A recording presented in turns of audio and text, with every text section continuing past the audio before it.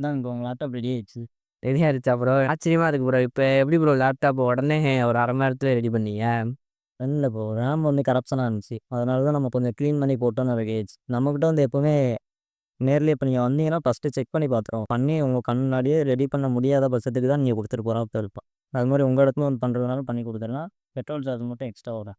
Bro நாளைக்கு எனக்கு ஒரு இன்டர்வியூ அட்டெண்ட் பண்ணணும். அதான் நான் இதுக்கு முன்னாடி ஒரு 2, 3 இடத்துல நான் போய் கேட்டேன். அவங்க போய் கேட்டாலும் எல்லா இடத்துலயும் நாளைக்கு வா, 2 நாள் கழிச்சு வாங்க.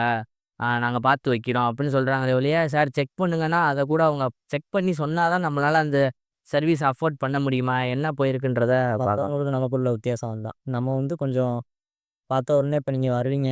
என்ன ஃபர்ஸ்ட்டு இப்ப செக் பண்ணி உங்க கண் முன்னாடியே ஓரளவுக்கு சொல்லிருவோம். அதான் நம்மளோட இதுதான். எனக்கு ஆச்சரியமா இருந்துச்சு. நீங்க செக் பண்ணி பார்த்தீங்க, உள்ள சர்வீஸ் பண்ணி கிளீன் பண்ணீங்க. கிளீன் பண்ணிட்டு போட்டீங்க, ஆன் ஆயிருச்சு.